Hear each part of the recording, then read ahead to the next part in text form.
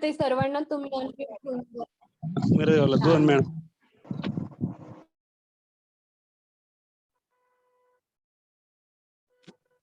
सर्वांचं स्वागत आहे. आज आपला शेवटचा दिवस आहे आणि 18वा अध्याय जो आपण काल चालू केलाय तो आज उरलेला आपण शिकूया. तर प्रथम श्री राधा गोविंद यांच्या आनंदासाठी मी तुम्हाला भगवद्गीता समजावून सांगायचा प्रयत्न करते आणि त्यांच्याच आनंदासाठी तुम्हीही तास दीड तास बसून भगवद्गीता ऐकताय. म्हणून श्री राधा गोविंदांना आपण जिकडनं आहोत तिकडनं साष्टांग नमस्कार करूया. त्याचप्रमाणे श्रील प्रभुपाद ज्यांनी आपल्यासाठी भगवद्गीता इतक्या सोप्या शब्दात लिहून ठेवली, त्यांनी जर लिहून ठेवली नसती तर हा उपक्रम घडू शकला नसता. म्हणून श्रील प्रभुपादांना साष्टांग नमस्कार करून त्यांचे आशीर्वाद घेऊन या अध्यायाचा अध्ययन चालू करूया. रामानिष्ठ प्रभूजी ज्यांनी या स्लाइड्स तयार केलेल्या आहेत, प्रेमा माताजी ज्यांनी मला ट्रेनिंग दिलंय, त्या दोघांनाही माझा दंडवत प्रणाम. आणि ज्या को होस्ट ऍडमिन कुमुद माताजी, पल्लवी माताजी आणि कीर्तन करायला येणाऱ्या बायका, त्या सर्वांना टेक्निकल टीमला मनापासून धन्यवाद आणि प्रणाम. त्यांच्यामुळे मी हा वर्ग घेऊ शकते. तर आपण बघितलं 18वा अध्याय मोक्ष संन्यास योग. तर आता आपण काल अर्जुनाचा प्रश्न होता की त्याग म्हणजे काय आणि संन्यास म्हणजे काय, हे जरा तुम्हाला जास्त विस्ताराने सांग. मग अर्जुनानी कृष्णाकडून ऐकलं की त्याग म्हणजे जेव्हा आपण फळ जे आहे कर्म करतो आणि फळाचा त्याग जेव्हा करतो तेव्हा आपण त्याला त्याग म्हणतो. आणि संन्यास म्हणजे काय, आपण कुठलंच कर्म करायचं नाही. कुठलं कर्म करायचं नाही म्हणजे भौतिक इच्छांवर आधारित कुठलंही कर्म करायचं नाही. मग इकडे कृष्णाने सांगितलं की काही जी कर्मे आहेत, यज्ञ, दान, तप, हे आपण नेहमी केली पाहिजेत. या कर्मांचा त्याग कधीही केला नाही पाहिजे, कारण ही कर्म करून माणसाची चित्तशुद्धी होते. म्हणून आपण अशा कर्मांचा त्याग कधीच केला नाही पाहिजे. मग इकडे आपण आपलं कर्तव्य जे आहे ते केलं पाहिजे, पण प्रत्येक माणूस आपलं कर्तव्य करू शकत नाही. का? कारण तो कुठल्या तरी गुणामध्ये अडकलेला असतो आणि जो सत्व गुणामध्ये असतो तोच त्याचं कर्तव्य व्यवस्थित करू शकतो. मग याच्यानंतर आपण बघितलं कुठलंही कर्म जेव्हा सिद्धीस आपण घेऊन जातो तेव्हा त्याला 5 कारणं असतात. ही 5 कारणं कोणती? कर्माचं स्थान, कर्ता लागतो, कर्ता. मग त्याच्यानंतर इंद्रिय लागतात. इंद्रिय हे साधन होतं, त्या इंद्रियांच्या द्वारे आपण आपलं कर्म करू शकतो. त्याच्यानंतर तुम्हाला प्रयत्न लागतात. प्रयत्न मात्र खूप जोमाने केले पाहिजेत, पण एवढे प्रयत्न करून सगळं व्यवस्थित करून सुद्धा जर हृदयातल्या परमात्म्याने सँक्शन नाही दिलं तर आपलं कर्म सफल होत नाही. म्हणजे जे काय करतोय आपल्याला यश मिळत नाही. मग त्याच्यानंतर आपण बघितलं आपलं अनालिसिस चालू केलंय आणि इकडे कृष्णाने सांगितलंय की विविध गुणांवर आधारित ज्ञान 3 तऱ्हेचं असतं. मग ज्ञान झाल्यानंतर इकडे कृष्णाने सांगितलंय कर्म सुद्धा 3 तऱ्हेचं असतं. मग कर्ता असतो तो सुद्धा 3 तऱ्हेचा असतो. हे सगळं गुणांवर आधारित आहे. आणि मग जो कर्ता करतोय त्याची बुद्धी सुद्धा वेगवेगळी असते आणि त्याचा निश्चय असतो, निश्चय सुद्धा वेगवेगळा असतो. तर काल आपण हे सगळं बघितलं आणि मग शेवटी आनंद. आनंद सुद्धा 3 प्रकारचा असतो हे सांगितल्या नंतर जे लोक ब्राह्मण आहेत, ब्राह्मण आपण केव्हा म्हणतो, जेव्हा त्यांच्यामध्ये हे 9 गुण आहेत तेव्हा त्याला ब्राह्मण म्हटलं जातं. आता ब्राह्मण हा सत्व गुणामध्ये असतो, त्याच्यामुळे हे गुण त्याच्याकडे स्वाभाविकपणे असतातच. मग क्षत्रिय हा रजोगुणी असतो, त्याच्यामध्ये हे गुण असतात. आणि जे वैश्य आणि शूद्र आहे तर त्यांच्यामध्ये सुद्धा त्यांनी सांगितलंय की ते काय करतात.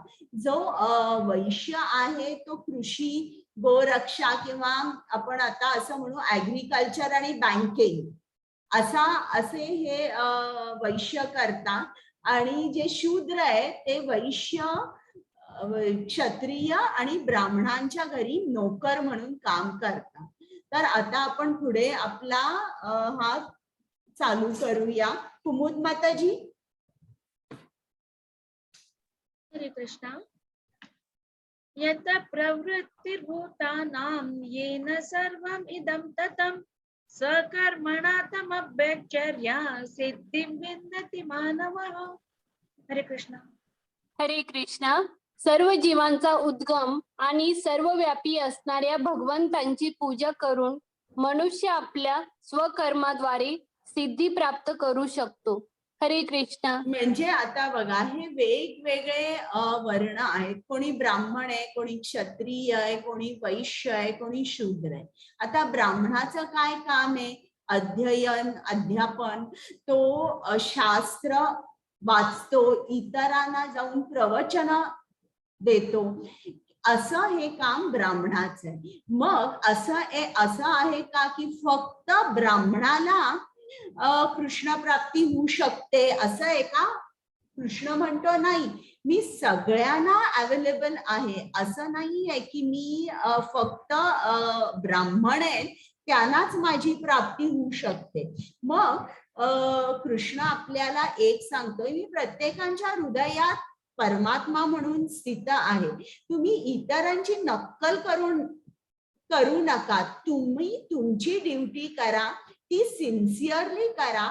आणि तुम्हाला प्रत्येक जण तुम्ही कुठल्या तरी गुणामध्ये आहात आणि त्या गुणामध्ये तुम्हाला जे तुमचा स्वाभाविक तुमचा जो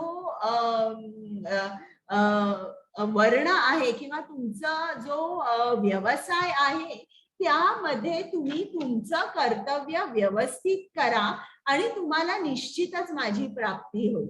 आता असं म्हटलं जातं, ब्राह्मण म्हणजे हे कृष्णाचं डोकं आहे किंवा कृष्णाचं मुखकमल आहे. क्षत्रिय म्हणजे असं म्हटलं जातं या कृष्णाच्या भुजा आहेत. वैश्य म्हणजे असं म्हटलं जातं की हे कृष्णाच्या मांड्या आहेत. आणि जो शूद्र आहे असं म्हटलं जातं, शूद्र म्हणजे कृष्णाचे पाय. तर आपण असं म्हणू शकतो का की शूद्र जो आहे या शूद्राचा काहीच महत्व नाही. आपण असं म्हणू शकतो का की डोकं, तुमचे हात हे खूप महत्वाचे आहे, मला पाय नसले तरी चालतील, असं नाही. प्रत्येक जो ज्या वर्णामध्ये आहे प्रत्येकाचा एक कर्तव्य आहे आणि प्रत्येकाचं जे कर्तव्य करत असतो त्याच्यामुळे समाज टिकून असतो. आपण असं म्हणू शकत नाही की शूद्राचा काही उपयोग नाही, वैश्याचा काही उपयोग नाही, असं म्हणू शकत नाही. प्रत्येकाचं महत्व वेगवेगळं असतं. तर आता आपण आणि या श्लोकाबद्दल जाणून घेऊया. कुमुद माताजी.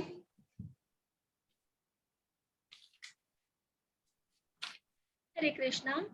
श्रेयान् स्वधर्मगुणः परधर्मात् स्वनुष्ठितात् स्वभावनियतं कर्म कुर्वन्नाप्नोति किल्बिषम्. हरे कृष्णा. हरे कृष्णा. मनुष्याने आपल्याला प्राप्त झालेले कर्म सदोष रीतीने करणे हे परक्याचे कर्म स्वीकारून ते पूर्ण रीतीने करण्यापेक्षा अधिक श्रेयस्कर आहे. मनुष्याला त्याच्या स्वभावाला अनुसरून सांगण्यात आलेले कर्म हे कधीच पापाने प्रभावित होत नाही. हरे कृष्ण. आता वेगळं इकडे स्लाइड दाखवली आहे. इकडे या स्लाइड मध्ये एक माणूस आहे आणि त्यांनी काही प्राण्यांना त्याच्या समोर उभं केलेलं आहे आणि त्यांनी सांगितलंय पाठीमागे झाड आहे, जे कोण या झाडावर चढेल तो जिंकेल. आता हा जो हत्ती आहे हा काय म्हणेल, हे या झाडावर मी चढायचा प्रयत्नच करू शकणार नाही, हे झाडच खाली पडेल. मग हे जे पेंग्विन आहे, पेंग्विन म्हणेल की मी झाड माझ्या आयुष्यात बघितलं नाही, कुठे आहे झाड. मग त्याच्यानंतर हा मासा आहे म्हणेल मी या पाण्याच्या बाहेर आलो तर मी लगेच मरणार, झाड वगैरे काही मला माहित नाही, पण मी पाण्याच्या बाहेर येऊ शकत नाही. हा जो सील आहे हा म्हणे नाही मी झाडावर चढूच शकणार नाही. हा जो कुत्रा आहे हा म्हणेल मी प्रयत्न करू शकेन. आणि कावळा आणि माकड मात्र म्हणतील की आम्ही लगेच झाडावर चढू शकेन. तर प्रत्येक प्राण्याला इकडे काहीतरी वेगळा टॅलेंट किंवा वेगळी ॲबिलिटी दिलेली आहे. त्यांच्या टॅलेंट अनुसारच ते काम करू शकतील. आणि जर या कुत्र्याला सांगितलं ठीक आहे तू प्रयत्न कर, तू प्रयत्न करून झाड चढू शकशील, तर खूप प्रयत्न करून सुद्धा तो असफल होईल आणि त्याला अपयश आल्यानंतर तो काहीच करू शकणार नाही, तो काही झाड चढू शकणार नाही. तर त्याचप्रमाणे आपल्यामध्ये सुद्धा नैसर्गिक काही गुण असतात. असा कुठलाच माणूस नसतो की ज्याच्यामध्ये कुठला टॅलेंट नाहीये, कुठली ॲबिलिटी नाहीये, असा एकही माणूस नसतो. प्रत्येक माणसामध्ये कुठला तरी गुण असतो. आता हे मुख्यतः आपल्याला 3 गुण सांगितले आहेत, सत्वगुण, रजोगुण आणि तमोगुण. तर या गुणामध्ये राहून जेव्हा आपण आपला व्यवसाय करतो, जो ज्या गुणापासून नैसर्गिकरित्या आपल्यामध्ये तो येतो आणि इझिली आपण ते कार्य किंवा तो व्यवसाय करू शकतो, जेव्हा आपण असा आपल्या गुणाप्रमाणे आपला व्यवसाय करतो तेव्हा आपण तो आनंदाने करतो आणि नॅचरली आल्यामुळे आपल्याला तो सोपाही जातो. त्याच्यामुळे काय होतं, आपल्या स्पिरिच्युअल डेव्हलपमेंटसाठी, आध्यात्मिक उन्नतीसाठी वेळ राहतो. व्यवसाय करून आपल्याला फ्रस्ट्रेशन येत नाही. आता तुम्ही असं बघितलंय का की काही ठिकाणी असं असतं की एक माणूस आहे किंवा एक वडील आहे, त्याची मोठी फर्म आहे सीएची, तो त्याच्या मुलाला काय सांगतो, तू सीएच हो. किंवा एखाद्या माणसाचा मोठा बिझनेस आहे, तो त्याच्या मुलाला काय सांगतो, आता तू काही जास्त शिकू नकोस, तू माझा बिझनेस आहे तो पुढे चालव. किंवा लॉयरचा मुलगा लॉयर, डॉक्टरचा मुलगा डॉक्टर. हे असं जे आहे ना, हे गुण न बघता जेव्हा आपण असं सांगतो की चला आता माझा बिझनेस आहे, तू माझा बिझनेस घे किंवा पुढे चालू ठेव, असं झाल्यावर काय होतं, जर तो मुलगा त्या गुणामध्ये नसेल तर तो व्यवसाय करण्यामध्ये त्याला काहीच आनंद मिळत नाही. आणि आनंद न मिळाल्यामुळे तो जेव्हा तो बिझनेस करतो किंवा दुसरा कुठला व्यवसाय त्याच्या मनाविरुद्ध करतो, त्याच्यामध्ये फ्रस्ट्रेशन येतं. फ्रस्ट्रेशन आल्यानंतर काय होतं, त्याच्या स्पिरिच्युअल डेव्हलपमेंटसाठी, आध्यात्मिक उन्नतीसाठी वेळच राहत नाही. जेव्हा तो असं होतो, जेव्हा अशा प्रसंगामध्ये तो असतो, तेव्हा हा माणूस कृष्णापासून खूप लांब जातो. आता ज्याप्रमाणे हा कुत्रा प्रयत्न केला तरी तो झाड चढू शकणार नाही, तो प्रयत्न दिवस रात्र करेल पण त्याला यश मिळणार नाही, शेवटी फ्रस्ट्रेशन मिळेल. तर अशा तऱ्हेने कृष्ण म्हणतोय की तुम्हाला गुणाप्रमाणे तुम्हाला कर्म जे प्राप्त झालंय ते जरी सदोष रीतीने केलं तरी चालेल, पण तुम्ही परक्याचं कर्म करू नका. हा, तर आता इकडे बघा, हे जे 4 वर्ण आहेत. आता ब्राह्मण, प्रत्येक वर्णामध्ये काही ना काहीतरी दोष आहे. आता ब्राह्मण ब्राह्मण हा काय करतो मी तुम्हाला सांगितलं, अध्ययन करतो, अध्यापन करतो, प्रवचन देतो, यज्ञ होम हवन अशा गोष्टी करतो. मग आता आपल्याला असं वाटतं की ब्राह्मण जे काही कर्म करतो त्यात दोषच नाहीये, पण असं नाहीये. बऱ्याचदा म्हणजे फार पूर्वी असं म्हटलं जात होतं की हे जे ब्राह्मण होते, जेव्हा हे शुद्ध होते, शुद्ध ब्राह्मण होते, तर हे ब्राह्मण काय करायचे, जे प्राणी होते, जे अगदी मरायला टेकलेले प्राणी होते, त्यांचा बळी द्यायचे. बळी देण्यामागे ते त्यांचं कारण एकच होतं की ते या प्राण्याला ते मनुष्य योनीमध्ये पाठवायचे आणि त्यांना दिसायचं की हा आत्मा आता मनुष्याच्या योनीमध्ये त्यांनी प्रवेश केला आहे.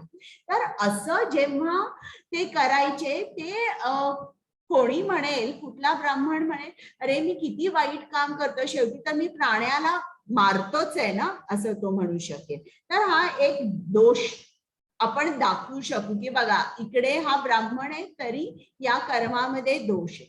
मग क्षत्रिय, क्षत्रिय म्हणजे त्यांना ते ऍडमिनिस्ट्रेटर्स असतात, हा, किंवा आर्मी, नेव्ही, एअरफोर्स मध्ये असतात आणि यांना घृणास्पद कर्म करावीच लागतात, त्यांना हिंसा दाखवावीच लागते, त्यांना किती वेळेला तरी लोकांना मारावं लागतं, तलवार काढावी लागते, किंवा त्यांना कधीतरी डिप्लोमसीसाठी म्हणजे राजकारणासाठी त्यांना खोटं सुद्धा बोलावं लागतं. मग एखादा क्षत्रिय म्हणाला की मी जे काय कर्म करतोय यात किती दोष आहे, मला खोटं बोलावं लागतं, लोकांना मारावं लागतं, तर हे कर्म मी सोडतो, मी काय हे कर्म करणार नाही. मग आता वैश्य, वैश्य काय करतो मी तुम्हाला सांगितलं, बिझनेस, बँकिंग, ऍग्रिकल्चर.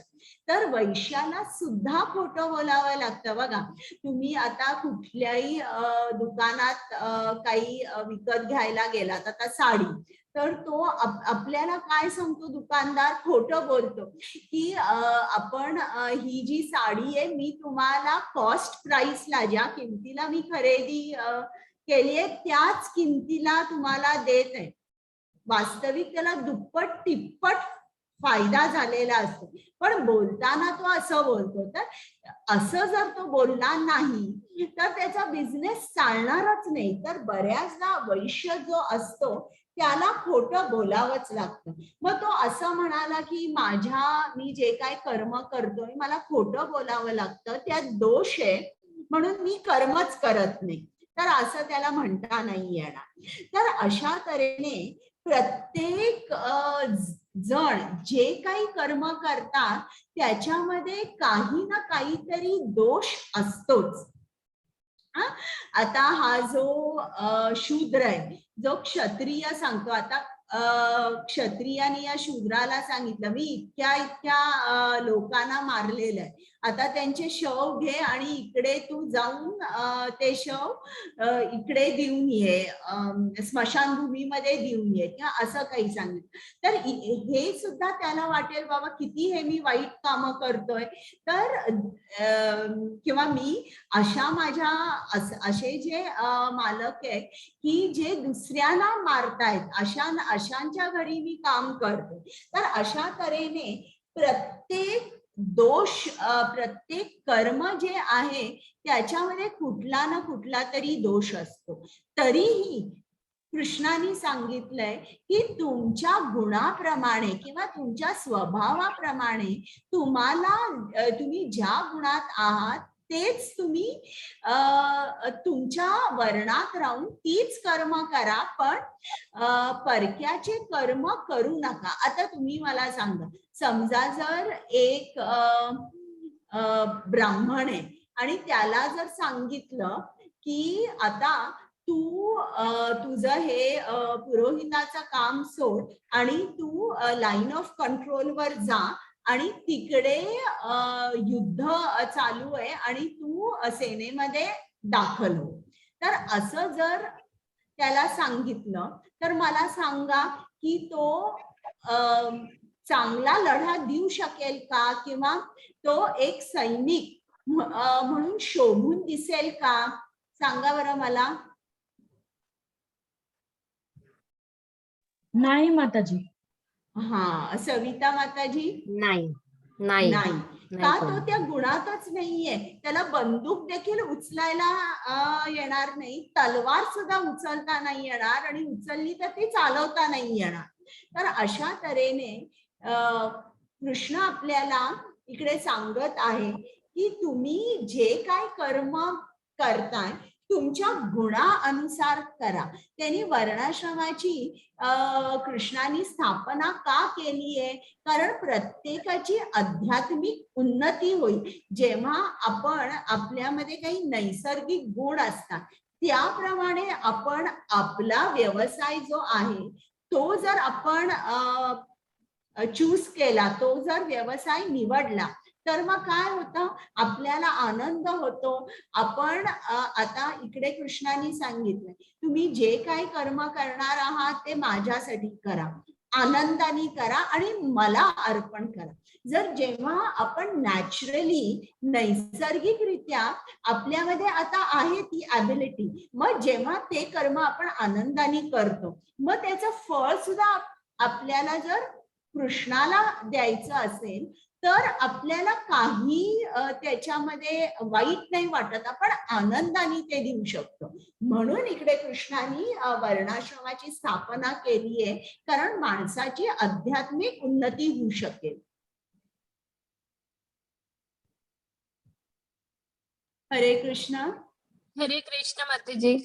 जो आत्मसंयमी अनासक्त आहे आणि जो सर्व प्राकृत भोगांना तुच्छ लेखतो तो संन्यासाद्वारे कर्मबंधनातून मुक्तता देणारी परमोच्च परिपूर्ण अवस्था प्राप्त करतो. हरे कृष्ण. आता हे जे आहे इकडे त्यांनी सांगितलंय की अकर्मी कोण आहे. आता कोण मला सांगेल अकर्म म्हणजे काय? कोण सांगेल अकर्म म्हणजे काय? दुर्गा माताजी. कर्म म्हणजे वाईट कर्म माताजी. बरं, इतर कोणाला काही सांगायचंय? हा सांगा. संदेश प्रभूजी. अकर्म म्हणजे काम केल्यानंतर त्याचं रिटर्न्स एक्सपेक्ट करायचं. बरं, आणि कोण सांगणार आहे? मी सांगू. सांगा सांगा.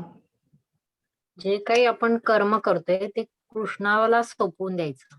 बरोबर आहे, अगदी बरोबर आहे. तर आपण 3 गोष्टी बघितल्या, कर्म, विकर्म आणि अकर्म. तर कर्म म्हणजे काय? जे म्हणजे चांगलं कर्म जे वेदांमध्ये दिलेलं आहे. तुम्ही दान धर्म करा किंवा तुम्ही हे यज्ञ करा, हवन करा, हे जे वेदांमध्ये दिलेलं आहे त्याला कर्म म्हणतात. म्हणजे ते कर्म केल्याने परत तुम्हाला एक शरीर मिळतं, त्याला आपण कर्म असं म्हणतोय.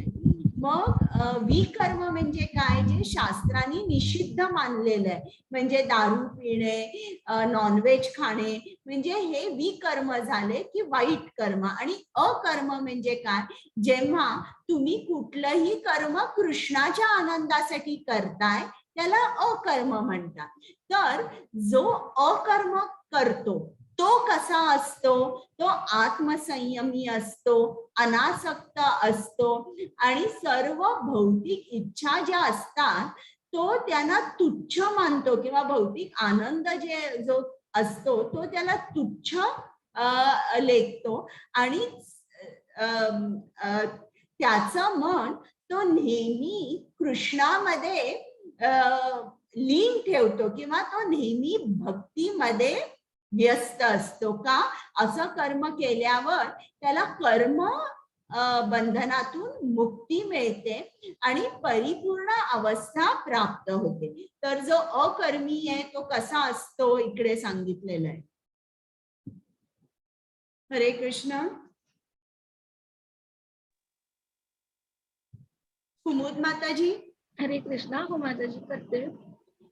ब्रह्मभूता प्रसन्नात्मा न शोचति न कांक्षति सम सर्वेषु भूतेषु मद्भक्त लभते परम.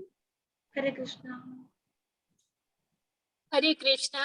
आपल्या बुद्धीद्वारे पूर्णपणे शुद्ध होऊन आणि निश्चयाने मनोनिग्रह करून इंद्रिय तृप्तीच्या विषयांचा त्याग करून आसक्ती आणि द्वेष यातून मुक्त होऊन जो एकांत स्थळी राहतो, जो मिताहार करतो आणि आपली काया वाचा आणि मन संयमित करतो, जो सदैव समाधीस्थ आणि अनासक्त असतो, जो मिथ्या अहंकार, मिथ्या बल, गर्व, काम, क्रोध आणि भौतिक गोष्टींचा स्वीकार इत्यादी गोष्टींपासून मुक्त असतो, ममत्व रहित आणि शांत असतो, तो मनुष्य आत्मसाक्षात्काराच्या स्तराप्रत निश्चितच प्रगत होतो.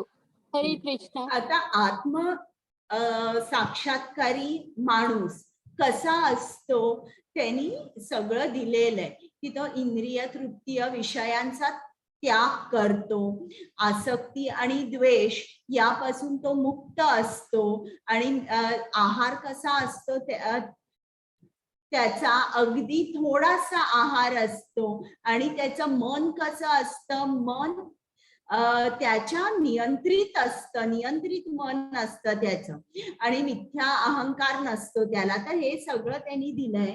तर त्यांनी सांगितलं की आत्मसाक्षात्कारी मनुष्य कसा असतो.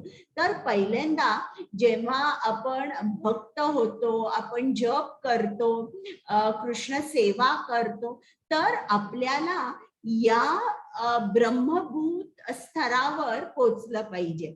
तर इकडे कसा आत्मसाक्षात्कारी माणूस असतो त्याला प्रत्येक जो प्राणी, प्रत्येक जीव आहे त्याच्यामध्ये परमात्मा दिसतो. प्रत्येक प्राण्यामध्ये, झाडामध्ये, प्रत्येकामध्ये त्याला परमात्मा दिसतो. मग असं झाल्यानंतर ब्रह्मभूत स्तरावर पोचल्यानंतर मगच कृष्ण आपल्याला शुद्ध भक्ती प्रदान करतो किंवा शुद्ध प्रेममय भक्ती. म्हणजे त्या प्रेममय भक्तीमध्ये आपण कुठल्या तरी एका रसामध्ये असतो. शांत्य रस, दास्य रस, साख्य रस, वात्सल्य रस किंवा माधुर्य रस. तर तिथपर्यंत जाण्यासाठी ही एक पायरी आहे. ही पायरी चढल्याशिवाय आपण पुढच्या पायऱ्या चढू शकत नाही. हरे कृष्ण. हरे माताजी. हरे कृष्णा. भक्त्या मामभिजानाति यावन्यचास्मि तत्त्वतः ततो मा तत्त्वतो ज्ञात्वा विशते तद् अनन्तरम्. थँक्यू. हरे कृष्ण. हरे कृष्ण. मनुष्य मला माझ्या पुरुषोत्तम भगवान या यथार्थ स्वरूपात केवळ भक्तीद्वारे जाणू शकतो. अशा भक्तीद्वारे मनुष्य जेव्हा माझ्या भावनेने परिपूर्ण युक्त होतो तेव्हा तो भगवत धामात प्रवेश करू शकतो. हरे कृष्ण. म्हणजे हे जे सांगितलेलं आहे हे भक्ती योग आपण केलेला आहे अध्याय 7 ते अध्याय 12 पर्यंत. तर भक्ती योगाचं हे सार आहे. हे परत आपल्याला कृष्ण इकडे सांगतोय की तुम्हाला माझ्या धामात प्रवेश फक्त तुम्ही अनन्य भक्ती केली तरच मिळू शकेल. दुसरा कुठलाही योग केला तर तुम्ही माझ्या धामापर्यंत पोहोचू शकणार नाही, तुम्हाला माझी प्राप्ती होणार नाही. हरे कृष्ण. माताजी. हरे कृष्ण. नाही. सर्व कर्माण्यपि सदा पूर्वाणो मध्यपाश्रय मात्र साधात अवाप्नोति शाश्वतं पदमव्ययम्. हरे कृष्ण. हरे कृष्ण. माझा शुद्ध भक्त जरी सर्व प्रकारची कर्मे करीत असला तरी माझ्या आश्रयाखाली माझ्या कृपेने त्याला शाश्वत आणि अविनाशी धामाची प्राप्ती होते. हरे कृष्ण. तर आता इकडे श्रील प्रभुपाद बघा किती आनंदी दिसत आहेत आणि सगळे तिकडे जे जमलेले भक्त आहेत ते सुद्धा केवढा त्यांच्या चेहऱ्यावर आनंद दिसतोय. तर श्रील प्रभुपाद म्हणतात की माझे शुद्ध भक्त जरी सर्व प्रकारची कर्मे करीत असले तरी माझ्या आश्रयाखाली माझ्या कृपेने त्यांना शाश्वत अविनाशी धामाची प्राप्ती होते. म्हणजे आता बघा श्रील प्रभुपादांना नेहमी इस्कॉन मंदिर जे आहे त्यांना असं वाटायचं की ते शहराच्या मधोमध असलं पाहिजे. शहराच्या मधोमध सेंटर, सिटी सेंटर म्हणजे काय, ती अशी जागा असते की जिकडे खूप रजोगुणाचा प्रभाव असतो, तिकडे खूप मटेरियलिझम असते, तिकडे खूप पैशाचे व्यवहार चालतात. आणि अशा ठिकाणी श्रील प्रभुपादांना इस्कॉन मंदिर हवं होतं का, कारण मग जी रजोगुणी लोक आहेत, जी तमोगुणी लोक आहेत ते उगीच कुतूहल म्हणून येऊ शकतील किंवा फक्त प्रसाद खाण्यासाठी येऊ शकतील आणि मग हळूहळू ते कृष्णाकडे आकर्षित होऊन ते सुद्धा जप करू लागतील. तर समजा जर त्यांनी मंदिर लांब कुठेतरी अगदी शहराच्या लांब अगदी 100 किलोमीटर 50 किलोमीटरवर जर तिकडे मंदिर बांधलं तर ही रजोगुणी आणि तमोगुणी यांचे पाय मंदिराकडे कधीच वळत नाही. त्यांच्याकडे लिस्ट असते, मी मंदिरात का नाही जाऊ शकत. जे रजोगुणी आहे लिस्टच्या वर पहिलं असतं की मला वेळ नाही. तर अशा लोकांसाठी श्रील प्रभुपादांना नेहमी वाटायचं की इस्कॉनची मंदिरं सिटी सेंटर मध्ये असावी. आता शुद्ध भक्त कसे असतात की ते सगळं ते जे काही कर्म करतात ते असं बघतात की हे याच्यासाठी शक्ती ही मला कृष्णानेच दिलेली आहे. ते असं कधीच बघत नाही की हे माझं आहे किंवा मी करता आहे. नाही, ते स्वतःला कृष्ण सेवक किंवा अगदी कृष्णाचा किरकोळ दास असं म्हणून त्यांच्या मनामधला भाव असतो. आणि असं असल्यामुळे ते जे काय काम करत आहेत ते काम कृष्णाच्या आश्रयाखाली करतात. कारण आता त्यांच्या मनामध्ये मिथ्या अहंकार नसतो, मी करताय असं नसतं.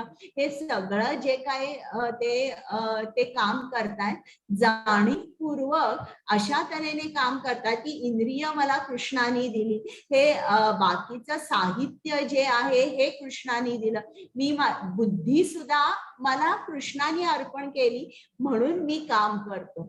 जेव्हा ते अशा तऱ्हेने काम करतात तेव्हा ते कृष्णाच्या आश्रयाखाली असतातच, पण मग त्यांना कृष्णाच्या शाश्वत आणि अविनाशी धामाची प्राप्ती होते. आपल्याला का नाही होत प्राप्ती? कारण आपल्यामध्ये करता कोण आहे? मी करताय. आपल्याला असं वाटतं का आता कोणी ऑफिसला गेलं त्यांनी चांगलं काम केलं तर काम करत असताना सुद्धा तो अशी जाणीव असते का ही बुद्धी मला कृष्णाने दिली आहे, मला कामाला जाण्यासाठी शरीर देखील कृष्णाने दिलंय, शक्ती सुद्धा कृष्णाने दिली आहे म्हणून मी काम करू शकतो. तर अशी भावना शुद्ध भक्तांमध्ये असते. हरे कृष्ण. हरे कृष्ण. मच्चित्तः सर्वदुर्गाणि मत्प्रसादात् तरिष्यसि अथ महत्कारान् श्रोष्यसि विनक्ष्यास्यसि. वा, छान छान म्हटलंस. चालेल. आता पल्लवी माताजी वाचा. हरे कृष्ण. जर तू माझ्या भावनेने युक्त झालास तर माझ्या कृपेने तू बद्ध जीवनातील सर्व संकटे पार करशील. तथापि जर तू अशा भावनेने हे कर्म न करता व अहंकाराने माझे न ऐकता कर्म केलेस तर नाश पावशील.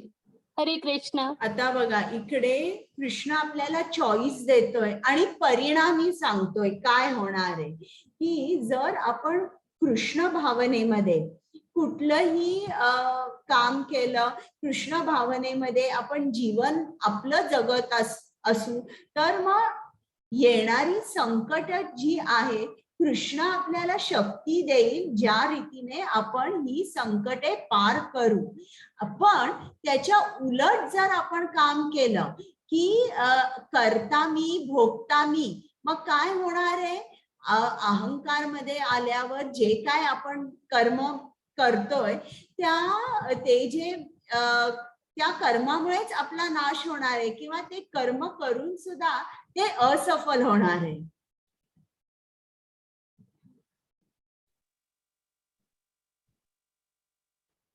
हरे कृष्ण.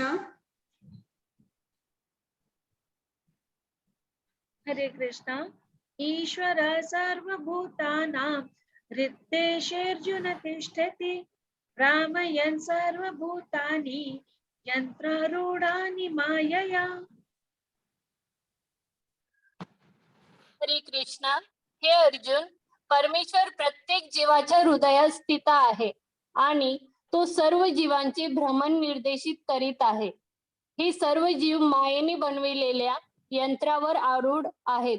हरे कृष्ण. आता बघा हे जे आपलं शरीर आहे ना, हे एक यंत्र आहे. हे प्रकृतीने यंत्र तयार केलेलं आहे. या यंत्रामध्ये कृष्ण हृदयामध्ये असतो आणि तो या आपल्या जीवनाचा तो डायरेक्टर आहे. तो प्रत्येक गोष्ट सांगत असतो. आता एखादी आपल्याला इच्छा झाली, ती इच्छा सँक्शन व्हायची न व्हायची हे कृष्णाच्या हातात असतं. आणि बघा आपलं तुम्ही शेड्यूल बघा, सकाळ पासून रात्रीपर्यंत आपलं शेड्यूल असं असतं की ते आपल्या मनाभोवती आणि शरीराभोवती आपण सगळं आपलं शेड्यूल अरेंज करतो. पण त्याच्या आता उलट आपण राहिलं पाहिजे. आपलं शेड्यूल जे आहे, आपल्या शेड्यूलचं सेंटर काय पाहिजे की कृष्णा, आणि त्याच्या भोवती आपली सगळी कर्म, आपल्या सगळ्या ऍक्टिव्हिटीज ठेवल्या पाहिजे. त्या सुद्धा ऍक्टिव्हिटीज कोणासाठी करायच्या, कृष्णासाठी करायच्या. तर असं जर आपण केलं तर मग आपल्याला खरा आनंद मिळेल. हरे कृष्ण. हरे कृष्ण. तमेव शरणं गच्छ सर्वभावेन भारत तत्प्रसादात् परा शान्ति स्थानं प्राप्स्यसि शाश्वतम्. हरे कृष्ण. छान. हे भारता, पूर्णपणे त्याला शरण जा. त्याच्या कृपेने तुला दिव्य शांती आणि सनातन परमधामाची प्राप्ती होईल. हरे कृष्ण. आता इकडे कृष्णाने सांगितलंय एक हे आहे, तुला परमधामाची प्राप्ती होईल हे तर सांगितलंय. पूर्णपणे त्याला शरण जा. म्हणजे कृष्ण आपल्याला काय सांगतोय की तुम्ही मला शरण या. Complete surrender. कम्प्लीट सरेंडर आपल्याला सांगितलंय. आणि शरण गेल्यानेच आपल्याला परमधामाची प्राप्ती होईल. जेव्हा आपण कृष्णाला शरण जातो तेव्हा आपण स्वतः नाही राहत. आपण काय राहतो, आता हनुमानाला जर विचारलं तुझं नाव काय आहे, तर तो सांगणार आहे रामदास. तो सांगणारच नाही माझं नाव हनुमान आहे. त्याला जर विचारलं तू कोण आहेस, तो म्हणणार रामदास म्हणे किंवा रामदूत म्हणे. किंवा तू कुठे चाललायस, मी प्रभू रामचंद्रांचं काम करायला चाललेलो आहे. तर असं जे आहे ते जेव्हा आपण कृष्णाच्या शरण जातो तेव्हा आपली स्वतःची आयडेंटिटी राहत नाही आणि मग तेव्हा आपल्याला परमधामाची प्राप्ती होते. हरे कृष्णा. इति ते ज्ञानमाख्यातं गुह्ययाद्गुह्यन्तरं माया विमृशेत अशेषेण यथेच्छसि तथा कुरु. हरे कृष्ण. हरे कृष्ण. याप्रमाणे मी तुला अत्यधिक गुह्य ज्ञान सांगितले आहे. याचा पूर्णपणे विचार कर आणि तुझ्या इच्छेस जे येईल ते कर. हरे कृष्ण.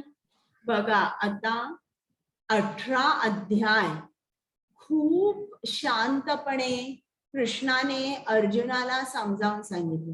कृष्ण कोण आहे? सुप्रीम पर्सनॅलिटी ऑफ गॉड आहे, सर्वश्रेष्ठ आहे. तरी देखील इतका नम्रपणा या श्लोकामध्ये दिसतोय. एवढ्या हाय पोझिशनवर, सुप्रीम पोझिशनवर असून सुद्धा कृष्ण आता अर्जुनाला सांगतोय की मी तुला हे गुह्य ज्ञान दिलेले आहे आणि तुझी जशी इच्छा असेल तसं कर. म्हणजे कुठलाही फोर्स नाही. तुला जर वाटत असेल तर तू युद्ध कर, कुठेही फोर्स नाहीये. बघा आता कुठलंही रिलेशनशिप असतं, आता थोडंसं इंग्लिश मध्ये बोलते, मला मराठीतले शब्द येत नाहीये, ते 5 गोष्टींवर अवलंबून असतात. कुठलंही रिलेशनशिप, मग पती पत्नी असू दे, 2 मित्र असू दे, आई मुलगी असू दे, सासू सून असू दे, कोणीही असू दे, तर 5 म्हणजे 5 A's ऑफ अ रिलेशनशिप म्हणतात. ते कुठले आहेत? अटेन्शन, अफेक्शन, ऍप्रिसिएशन, ऍक्सेप्टन्स आणि अलाउन्स. तर इकडे हे जे आहे ना, याला अलाउन्स म्हणतात. की तुझी इच्छा आहे, तुझी जशी इच्छा आहे तसं तू कर.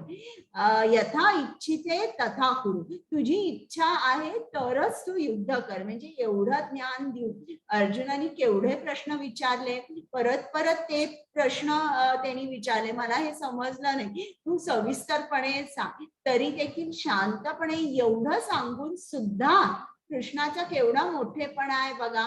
कृष्ण सांगतो की यथा इच्छिते तथा कुरु.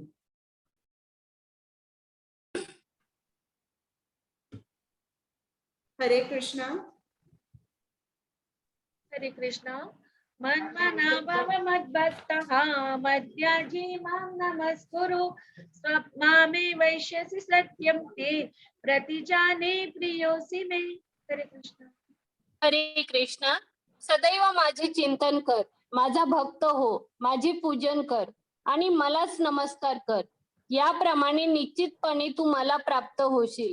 मी तुला हे प्रतिज्ञेने सांगतो, कारण तू एक अत्यंत प्रिय सखा आहेस. हरे कृष्ण.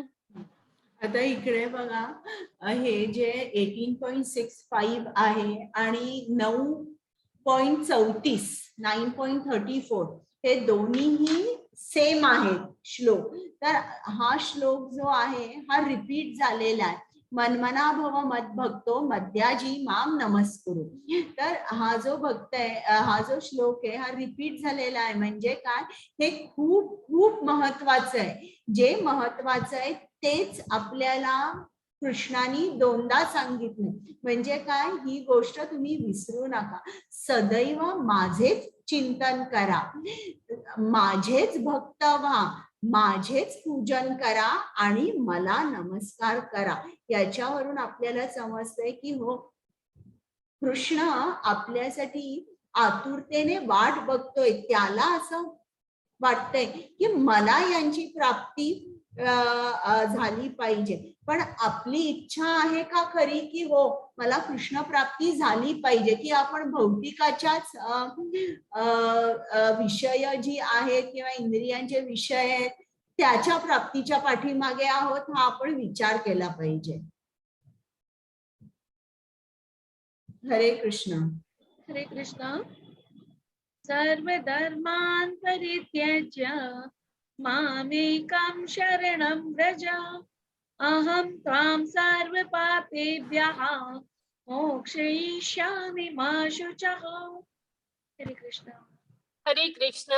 सर्व प्रकारच्या धर्माचा त्याग कर आणि केवळ मला शरण ये. मी तुला सर्व पापांपासून मुक्त करीन. तू भयभीत होऊ नकोस. हरे कृष्ण.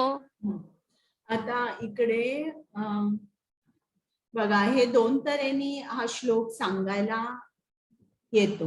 आता बरेच जण खूप पाप कर्म करत असतात. मग त्यांना काय वाटतं की मग मी आता कृष्णाकडे जाऊ शकेन की नाही जाऊ शकेन, मी तर खूप पाप करतोय, मी जाऊ शकणार नाही. मग अशांना कृष्ण काय सांगतो, तू भयभीत होऊ नकोस, तू मलाच शरण ये आणि मी तुला सर्व पापांपासून मुक्त करीन असं. आणि दुसरं आता इकडे कृष्ण काय सांगतो, तू सर्व प्रकारच्या धर्माचा त्याग कर, म्हणजे तू सर्व प्रकारच्या कर्तव्यांचा त्याग कर आणि मला शरण ये. आता इतके अध्यायापासून कृष्ण अर्जुनाला सांगतोय, उठ, उभा राहा, युद्ध कर, तुझं कर्तव्य तू केलंच पाहिजेस, तू क्षत्रिय आहेस. आणि आता कृष्ण काय सांगतोय की तू तुझ्या सर्व कर्तव्यांचा त्याग कर. तर जेव्हा एखादा भक्त असतो, आता त्याचं चित्त शुद्ध होतं. मग ज्या वेळेला त्याचं चित्त शुद्ध होतं त्यावेळेला जे गुरु आहेत ते त्या भक्ताला आज्ञा करू शकतात, आता तू सर्व काही सोड, तुझी कर्तव्य सोड, तू संन्यास घे आणि तू कृष्णासाठी ही कर्म कर, किंवा अशा तऱ्हेने आता तू पुढे जा, आता तू संन्यास घेऊ शकतो. पण ते गुरुकडून आलं पाहिजे.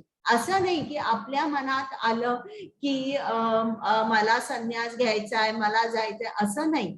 आपला अधिकार एकच आहे की आपण चांगले भक्त होऊ शकतो. आपण जे जे काय कृष्णाने सांगितलंय ते ऐकू शकतो, पण तिकडनं आज्ञा आल्यावरच आपण हे करू शकतो की सर्व प्रकारचा कर्तव्यांचा त्याग कर आणि मलाच शरण ये. म्हणजे आता भौतिकाचा सगळा पसारा आहे, आता तू तो ठेव बाजूला आणि पूर्ण तू आध्यात्मिक जीवनच जग.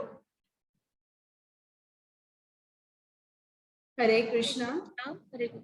इदं ते न तपस्काय न भक्ताय कदाचन न च शुश्रूषवे वाच्यं न च मां यो व्यसूयते. हरे कृष्ण. हरे कृष्ण. जो तप करीत नाही, जो भक्त नाही, भक्तीमध्ये संलग्न नाही, तसेच जो माझा द्वेष करतो त्याला हे परम गुह्य ज्ञान कधीही सांगू नये. हरे कृष्ण. आता इकडे कृष्णाने काय सांगितलंय की जे तप करत नाही, जे भक्त नाही, किंवा जे माझा द्वेष करतात त्यांना हे ज्ञान तुम्ही देऊ नका.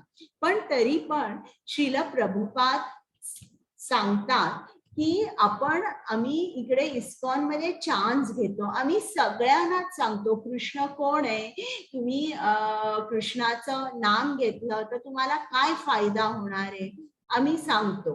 थोडासा चान्स घेतो का? श्रील प्रभुपाद म्हणाले की माझ्या गुरुनी मला सांगितलं तू पाश्चात्य देशात जा आणि हरिनामाचा प्रसार कर, आणि मी त्यांच्या आज्ञेचं पालन केलं. तर आता मी तुम्हाला तसंच सांगतोय, तुम्ही हे जे ज्ञान आहे हे सर्वांना द्या. तर गुरुनी आदेश केलाय म्हणून आपण हे ज्ञान देऊ शकतो सर्वांना. तर श्रील प्रभुपाद म्हणतात की इकडे आपण चान्स घेतो. हरे कृष्ण. हरे कृष्ण. य इदं परमं गुह्यं मद्भक्तेष्वभिधास्यति भक्तिं मयि परं कृत्वा मामे वैष्यत्य संचयः. हरे कृष्ण. हरे कृष्ण. जो मनुष्य भक्तांना हे परम गुह्य रहस्य सांगेल त्याला निश्चितपणे शुद्ध भक्ती प्राप्त होईल व अखेरीस तो माझ्याकडे परत येईल, यात मुळीच संशय नाही. म्हणजे जो मनुष्य भक्तांना हे परम गुह्य ज्ञान सांगेल तर त्याला निश्चितपणे शुद्ध भक्ती प्राप्त होईल, की जे प्रभुपादांनी केलं. आपल्या सर्वांना त्यांनी हे परम गुह्य ज्ञान सांगितलं, ते सुद्धा सोप्या शब्दात त्यांनी सांगितलं, आपल्यासाठी लिहून ठेवलेलं आहे त्यांनी सगळं.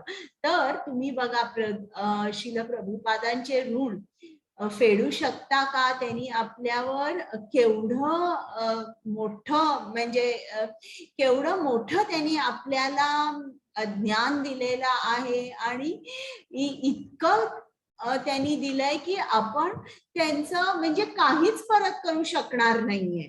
तर अशा तऱ्हेने असे जे असतात, जे कृष्णाचं ज्ञान जगभर देतात, तर असे जे असतात भक्त हे श्रीकृष्णाला अतिशय प्रिय असतात.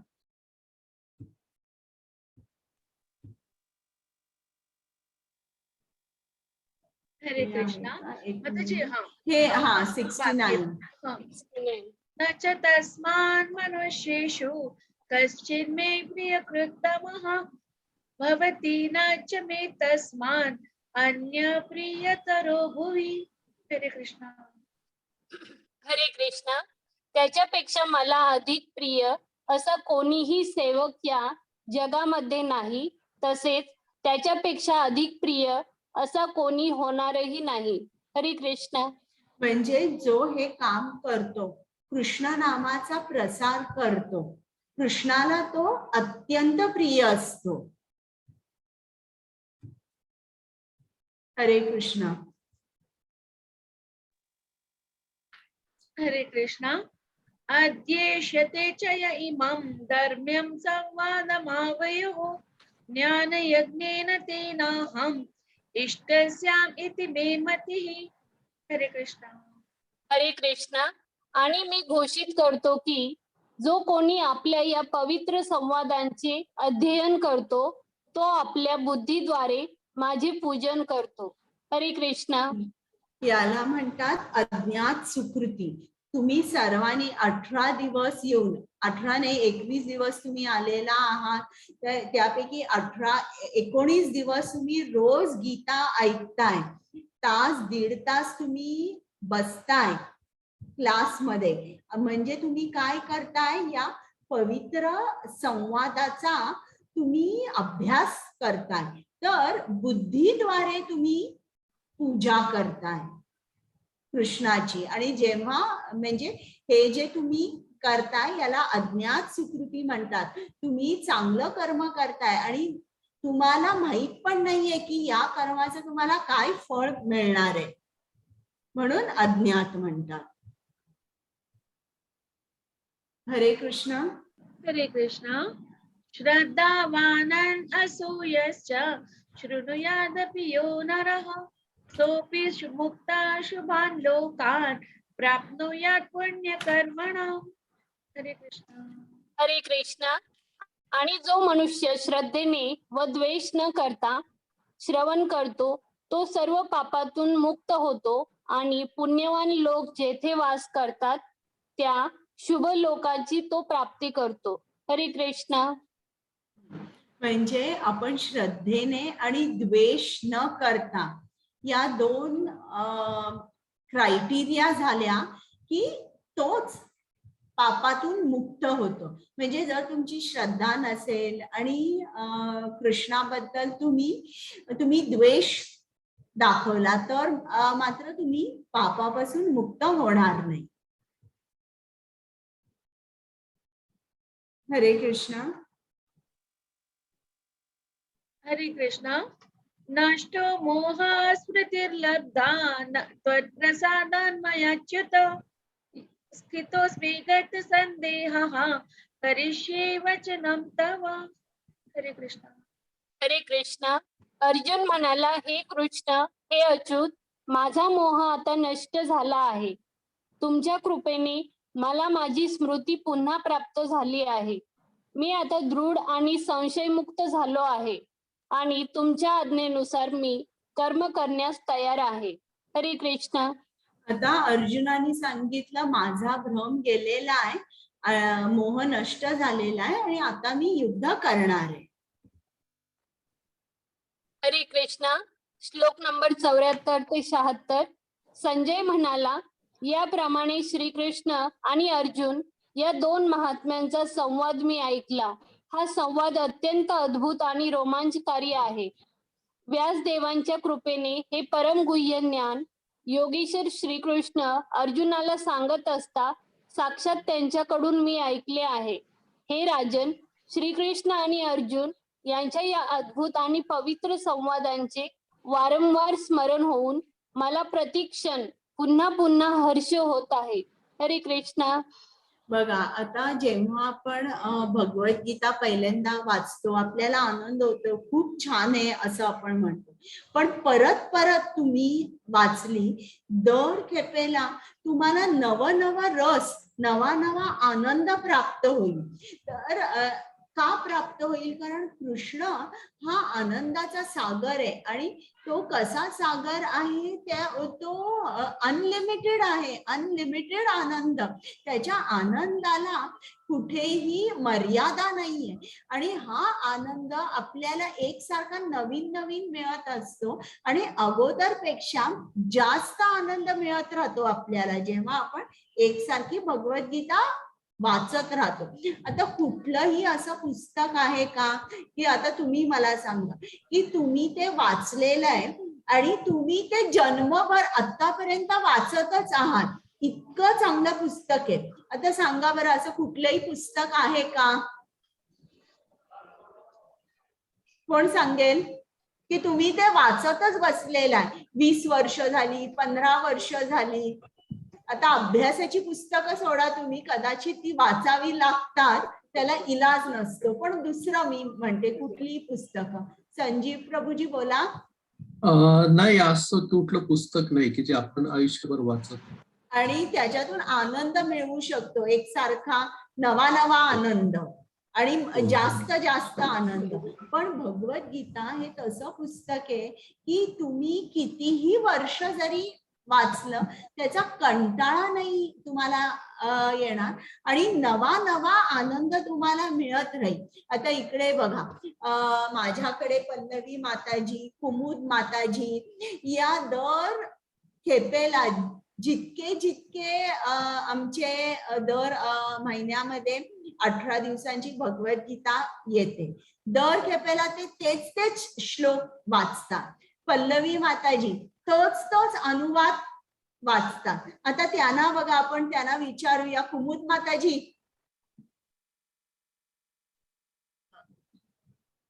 कुमुद माताजी म्यूट आहात माताजी तुम्ही. हरे कृष्ण. हा, आता तुम्ही मला सांगा, दर 18 दिवसाच्या उपक्रमात तुम्ही येऊन रोज श्लोक म्हणता, तर तुम्हाला कंटाळा येतो की दर खेपेला आणि आनंद मिळतो? आम्हाला जरा चांगलं विस्ताराने आनंद येतो सांगा. माताजी, खूप आनंद येतो माताजी.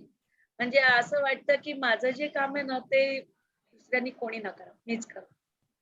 बघा, आता पल्लवी माताजी तुम्ही बोला. दर 18 दिवसाच्या उपक्रमात येऊन तेच वाचतात. माताजी, हे ज्ञान इतकं डीप आणि मस्त आहे ना की प्रत्येक वेळेस जरी अटेंड केलं ना तरी आपल्याला दरवेळेला असं वाटतं की काहीतरी नवीन वेगळं शिकतोय आपण आणि खूप मस्त वाटतं. माइंड स्टेबल व्हायला किंवा आनंद मिळायला, शांत वाटायला खूप मदत पण होते. तर असं आहे, तुम्ही कोणालाही विचारा तर प्रत्येकाचं उत्तर हेच असेल. का? कारण कृष्ण तसा आहे. म्हणून आपण जेव्हा कृष्णाकडे लिंक होतो, आपलं कनेक्शन जेव्हा कृष्णाकडे लागतं तेव्हा तो आनंद वाहतच राहतो, तो संपतच नाही. आता शेवटचा श्लोक आहे. हा, आणि एक श्लोक आहे वाटतं. हरे कृष्ण पल्लवी माताजी. हरे कृष्ण. श्लोक नंबर 77. हे राजन, भगवान श्रीकृष्णांचे अद्भुत रूप स्मरण केल्याने मी अधिक विस्मयकारी होत आहे आणि मला पुन्हा हर्ष होत आहे. हरे कृष्ण. कुमुद माताजी. हरे कृष्ण. यत्र योगेश्वरा कृष्णः यत्र पार्थो धनुर्धरः तत्र श्री विजयो भूतिः ध्रुवाने तिर्मतिर्मम. हरे कृष्ण. हरे कृष्ण. जेथे योगेश्वर कृष्ण आणि महान धनुर्धर अर्जुन आहेत तेथे निश्चितच ऐश्वर्य, विजय, असामान्य सामर्थ्य आणि नीती आहे, हे माझे मत आहे. हरे कृष्ण. म्हणजे बघा, जिकडे जिकडे आता इकडे एक गंमत आहे बरं का, या संजयनी अगोदरच निष्कर्ष काढलेला आहे की हे युद्ध पांडव जिंकलेले आहेत. त्यांनी कसं सांगितलंय धृतराष्ट्राला की जिकडे जिकडे कृष्ण आहे आणि जिकडे जिकडे अर्जुन आहे तिकडे निश्चितच विजय आहे. म्हणजे त्यांनी एका लाईनीमध्ये एका श्लोकामध्ये सांगितलं की पांडव हे युद्ध जिंकलेले. तर इकडे आपल्याला काय समजतं, जिकडे जिकडे कृष्ण आणि कृष्णाचा भक्त असतो तिकडे सर्व काही माताजी असतं. मी जाऊ आता. चालेल चालेल. थँक्यू माताजी. तिकडे निश्चितच ऐश्वर्य, विजय आणि असामान्य सामर्थ्य आणि नीती असते. तर आता हा आपला हे झालेला आहे 18वा अध्याय. आपण काय बघितलं काल की कर्मयोगाद्वारे बंधनातून मुक्तता, कर्माचे 5 घटक आपण बघितले. 3 गुण सर्व काही नियंत्रित करतात. तुमचं ज्ञान, तुमची बुद्धी, तुम्ही जे कर्म करता ते, तुमचा निश्चय, आनंद, तर 3 गुण सर्व काही नियंत्रित करतात.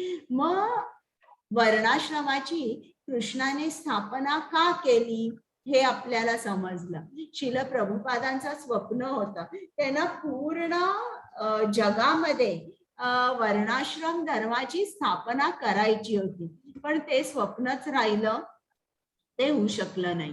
मग आपण बघितलं की तुम्हाला कृष्ण प्राप्ती व्हायची असते किंवा प्रेममय भक्ती सेवेमध्ये व्यस्त राहायचं असेल तर पहिल्यांदा तुम्ही ब्रह्मभूत स्तरावर पोचायला पाहिजे आणि मग त्याच्या पुढे कृष्ण तुम्हाला प्रेममय भक्ती प्रदान करतो, शुद्ध भक्ती. मग इकडे कृष्णाने सांगितलंय की अनन्य भक्तीद्वारे तुम्हाला माझी प्राप्ती होईल.